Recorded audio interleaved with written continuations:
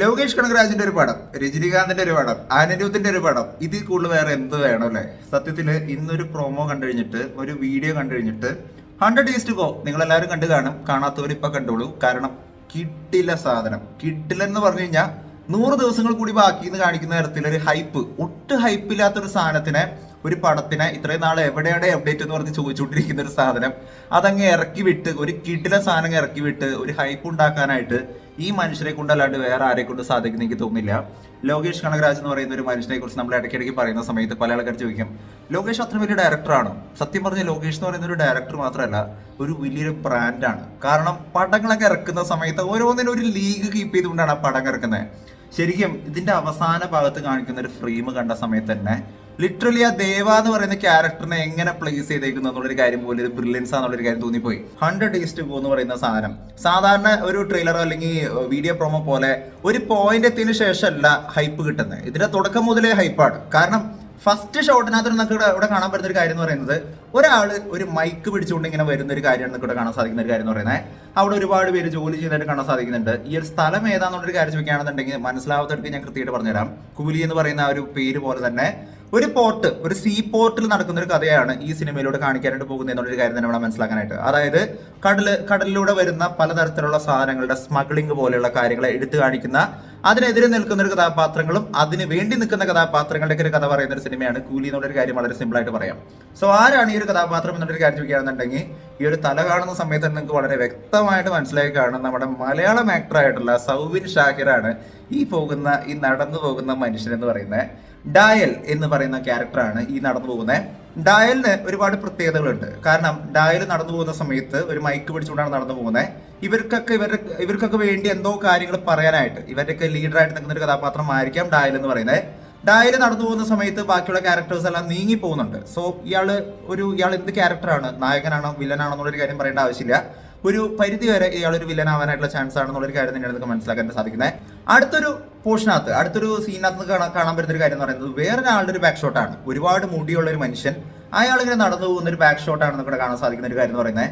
എന്തോ ഒരു ഫംഗ്ഷനും മറ്റൊക്കെ നടക്കുന്ന ഒരു പോയിന്റിലാണ്, ഒരു സ്കൂളാണോ ഇത് അതോ മറ്റെന്തെങ്കിലും സ്ഥലമാണെന്നുള്ളൊരു കാര്യം അറിയില്ല, ഒരാളിങ്ങനെ നടന്നു പോകുന്നതായിട്ട് കാണാൻ സാധിക്കുന്നുണ്ട്. സോ ബാക്ക് ഷോട്ടിൽ കാണിച്ചേക്കുന്ന ഈ ഒരു മനുഷ്യൻ ആരാന്നുള്ളൊരു കാര്യം ചോദിക്കുകയാണെന്നുണ്ടെങ്കിൽ, മുൻപ് ഒരു പോസ്റ്ററിനകത്ത് നമ്മൾ ഇയാളെ കണ്ടിട്ടുണ്ട്.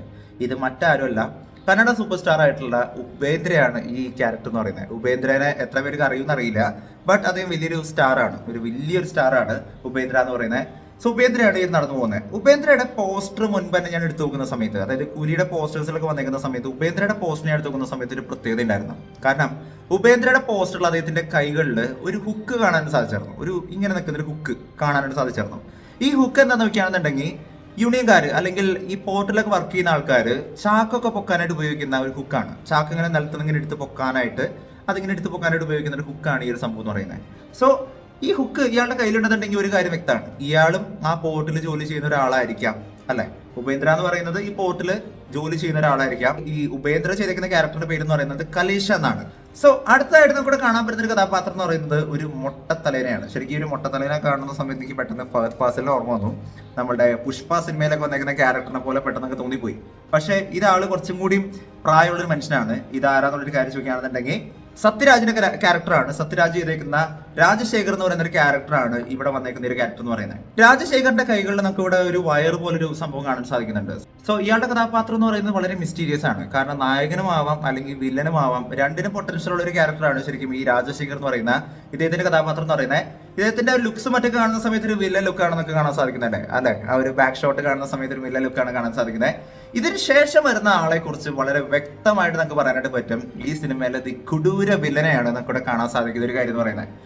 ഞാൻ പേഴ്സണലി ഏറ്റവും കൂടുതൽ എക്സ്പെക്ട് ചെയ്യുന്ന, അതായത് ഇങ്ങേരുടെ ഒരു എൻട്രി എങ്ങനെയായിരിക്കണം. ഇയാളൊരു വലിയ സ്റ്റാറാണ്, ഒരു ബിഗ് സൂപ്പർ സ്റ്റാർ ആണ്. പക്ഷേ ഇയാൾ ലോകേഷിന്റെ ഫ്രെയിമിലോട്ട് വരുന്ന സമയത്ത് എങ്ങനെയായിരിക്കും ഇയാളെ പ്രസന്റ് ചെയ്തിട്ടുണ്ടാവുക എന്നുള്ളൊരു കാര്യം അറിയാനായിട്ട് ഞാൻ ഭയങ്കരമായിട്ട് എക്സൈറ്റഡ് ആണ്. നല്ല സ്റ്റൈലിഷ് ആയിട്ടുള്ള സൂപ്പർ സ്റ്റാർ ആണ് അദ്ദേഹം. മറ്റാരുമല്ല, തെലുങ്ക് സൂപ്പർ സ്റ്റാർ ആയിട്ടുള്ള നാഗാർജുനയാണ് ഈ നടന്നു വരുന്നത്. നാഗാർജുനയുടെ കഥാപാത്രമായിട്ടുള്ള സൈമൺ എന്ന് പറയുന്ന ഒരു ക്യാരക്ടറാണ് ഈ നടന്നു പോകുന്നതായിട്ട് കാണാൻ സാധിക്കുന്നത്. ഇയാളുടെ ലുക്സ് കാണുന്ന സമയത്ത് തന്നെ ഒരു കാര്യം വ്യക്തമാണ്.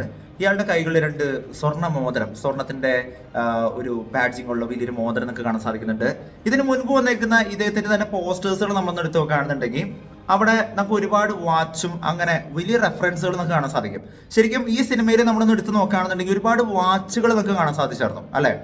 ഇതിന്റെ ഫസ്റ്റ് പ്രോമോ തൊട്ട് നമ്മൾ നോക്കുകയാണെന്നുണ്ടെങ്കിൽ ഫസ്റ്റ് കൂലിയുടെ അപ്ഡേറ്റ് തൊട്ട് തന്നെ നമ്മൾ നോക്കുകയാണെന്നുണ്ടെങ്കിൽ മറ്റേ ഡിസ്കോ ഡിസ്കോ എന്ന് പറയുന്ന ഒരു പാട്ടുള്ള ഒരു അപ്ഡേറ്റ് നോക്കുകയാണെന്നുണ്ടെങ്കിൽ തന്നെ ഒരുപാട് വാച്ചുകളാണ് നമുക്ക് കാണാൻ സാധിക്കുന്ന ഒരു കാര്യം പറയുന്നത്.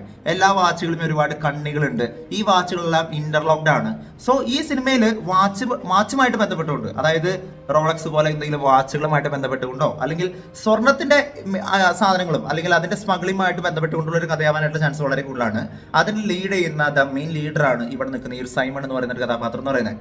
ഇതിനു ശേഷം കാണിക്കുന്ന ഫ്രെയിം മോനെ ഫ്രെയിം പാരങ്കടാ, ഫ്രെയിം പാരങ്കജി എന്നുള്ളൊരു കാര്യം വേണം പറയാനായിട്ട്. കാരണം ഇവിടെ നമുക്ക് കാണാൻ സാധിക്കുന്ന അത് ആ ബാക്ക് ഷോട്ട് ഒന്നും വേണ്ട, ആ ഒരു ഷോട്ട് തന്നെ കണ്ടാൽ നമുക്ക് മനസ്സിലാവും ഇത് the one and only the Thalaivar Rajinikanth ആണ്. ആ പേര് പറയുന്ന സമയത്തിന്റെ ഒരു പഞ്ചാളിനെ രജനീകാന്തിന്റെ ഒരു ക്യാരക്ടർ അത് പറയേണ്ട ആവശ്യമില്ല. ദേവ എന്ന് പറയുന്ന ഒരു ക്യാരക്ടറിനെ കുറിച്ച് പറയുകയാണെങ്കിൽ നിങ്ങൾക്ക് എന്താണ് ഓർമ്മ വരുന്നതെന്ന് വെച്ച് കഴിഞ്ഞാൽ നിങ്ങൾ പറയും മണിരത്ന സിനിമയാണ് ഓർമ്മ വരുന്നത് എന്നുള്ളൊരു കാര്യം നിങ്ങൾ പറയും. ആ ദേവേനെ തന്നെയാണ് നമുക്ക് ഇവിടെ കാണാൻ സാധിക്കുന്ന ഒരു കാര്യം എന്ന് പറയുന്നത്. ഈ ഒരു ദേവ എന്ന് പറയുന്ന ഒരു ക്യാരക്ടറിനെ നമുക്ക് മണിരത്ന ഫ്രെയിമിനകത്ത് കാണാൻ പറ്റിക്കുന്ന പോലെ തന്നെ ഇവിടെ നമുക്ക് കാണാൻ സാധിക്കുന്ന ഒരു കാര്യം എന്ന് പറയുന്നത് ദേവയുടെ തന്നെ ലോകേഷിന്റെ ഒരു ഫ്രെയിമാണ്. സൺസെറ്റിന്റെ മുന്നിൽ നിൽക്കുന്ന പോർട്ടിൽ നിൽക്കുന്ന ദേവയുടെ ഒരു ക്യാരക്ടറാണ് നമുക്ക് കാണാൻ സാധിക്കുന്ന ഒരു കാര്യം എന്ന് പറയുന്നത്. ഞാൻ നേരത്തെ പറഞ്ഞു ഇത് പോർട്ടുമായിട്ട് ബന്ധപ്പെട്ടുകൊണ്ട് നടക്കുന്ന ഒരു കഥയാണെന്നുള്ളൊരു കാര്യം പറഞ്ഞു. ഈ ഒരു ഫ്രെയിം കാണുന്ന സമയത്ത് തന്നെ നിങ്ങൾക്ക് അത് ഉറപ്പായിട്ടുണ്ടാവും ഇത് പോർട്ടിൽ നടക്കുന്ന സ്മഗ്ലിങ്ങുമായിട്ട് ബന്ധപ്പെട്ട് കൊണ്ട് നടക്കുന്ന ഒരു കഥയാണ് ഈ സിനിമയിൽ കാണിക്കാൻ പോകുന്ന ഒരു കാര്യം എന്ന് പറയുന്നത്. സോ ഇയാളും ഒരു കൂലിയാണ്. ദേവ എന്ന് പറയുന്ന ഒരു ക്യാരക്ടറും ഒരു കൂലി എന്നുള്ളൊരു കാര്യം തന്നെയാണ് നമുക്ക് മനസ്സിലാക്കാനായിട്ട്. സോ അങ്ങനെ നിൽക്കുന്ന ഒരു ക്യാരക്ടർ. ആൻഡ് അടുത്തൊരു ഷോട്ട് നമ്മൾ നോക്കിക്കഴിഞ്ഞാൽ ഇവിടെ വിസിലടിക്കുന്ന നമ്മുടെ തലൈവറിന്റെ ഒരു ഫ്രെയിം നമുക്ക് കാണാൻ സാധിക്കുന്നുണ്ട്. ഈ ഒരു ഷോട്ട് ഒരു പക്കാ വില്ലൻ ക്യാരക്ടറിന്റെ, അതായത് ഒരു കൈൻഡ് ഓഫ് സീക്വൻസ്, ഒരു ഫൈറ്റ് സീക്വൻസിന്റെ രംഗമാണെന്നുള്ളൊരു കാര്യം തന്നെ വേണം നമുക്ക് മനസ്സിലാക്കാനായിട്ട്. റെഡിഷ് ടോണിൽ വന്നേക്കുന്ന ഒരു ഫ്രെയിം ആണ് ഇവിടെ കാണാൻ സാധിക്കുന്നത്.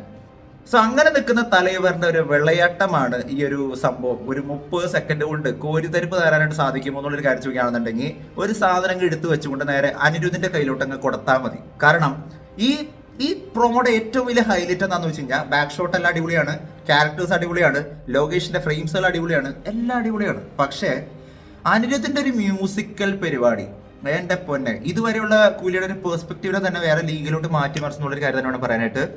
ആ കൂലി എന്ന് പറയുന്ന ആ ഒരു പോർഷൻ, ആ ഒരു 10ാമത്തെ സെക്കൻഡിൽ വരുന്ന ആ ഒരു പോർഷൻ എന്ന് പറയുന്നത് മോനെ ഫയർ സാധനമായിരുന്നു. ഞാൻ അങ്ങനെ കേട്ട് ഇങ്ങനെ ലൂപ്പ് പോലെ കേട്ടു. ആകെ 30 സെക്കൻഡോളം ഒരു പരാതി മാത്രമേ എനിക്കുള്ളൂ. അതൊരു വലിയൊരു സോങ് ആയിട്ട് ഇറക്കിയിട്ടുണ്ടെങ്കിൽ ഫുൾ ആയിട്ട് ഒന്നിരുന്ന് കേൾക്കായിരുന്നു. പൊതുവെ അനിരുദ്ധിന്റെ ബീച്ച് എന്ന് പറയുന്നത് എനിക്ക് ഭയങ്കര ഫേവറേറ്റ് ആണ്. ഞാൻ ഇതും ഭയങ്കരമായിട്ട് അങ്ങ് എൻജോയ് ചെയ്തു. വേറൊരു മൂഡാണ് സാധനം. ബീജത്തിന്റെ കാര്യത്തിലൊന്നും പറയില്ല. അത് തന്നെയാണ് ഈ ഒരു പരിപാടിയുടെ ഏറ്റവും വലിയ ഹൈലൈറ്റ്. ഈ സിനിമയുടെ ഏറ്റവും വലിയ ഹൈലൈറ്റ് എന്ന് പറയുന്നത് അനിരുദ്ധിന്റെ ബീജം തന്നെയായിരിക്കും.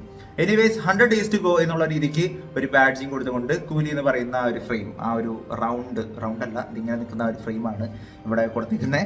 എനിവേസ് 100 ദിവസങ്ങൾ കൂടിയാണ് ഈ സിനിമ ഇറങ്ങാനായിട്ട് ബാക്കിയുള്ളൂ. അത് കഴിഞ്ഞ് കഴിഞ്ഞാൽ സിനിമ ഇറങ്ങും. സോ ഓഗസ്റ്റ് 14-ാം തീയതി സിനിമ റിലീസാണ്. ഞാനും പേഴ്സണലി ഭയങ്കരമായിട്ട് വെയിറ്റിംഗ് ആണ്. ഇനി ഒരുപാട് അപ്ഡേറ്റുകളാണ് ഈ സിനിമയുടെ ഭാഗത്തുനിന്ന് വരാനായിട്ട് പോകുന്നത്. കാരണം ലോകേഷ് കഴിഞ്ഞ ദിവസം പറഞ്ഞിരിക്കുന്ന പോലെ ഇനി കുറച്ച് ദിവസത്തേക്ക് അദ്ദേഹം സോഷ്യൽ മീഡിയാസിലൊന്നും ഉണ്ടാവില്ല എന്നൊരു കാര്യം മുന്നേ തന്നെ പറഞ്ഞായിരുന്നു. അദ്ദേഹം കുക്ക് ചെയ്തുകൊണ്ടിരിക്കുകയാണ്, പുതിയ സാധനങ്ങൾ ഇറക്കി വിടാനായിട്ടുള്ള പരിപാടിയിലാണ്.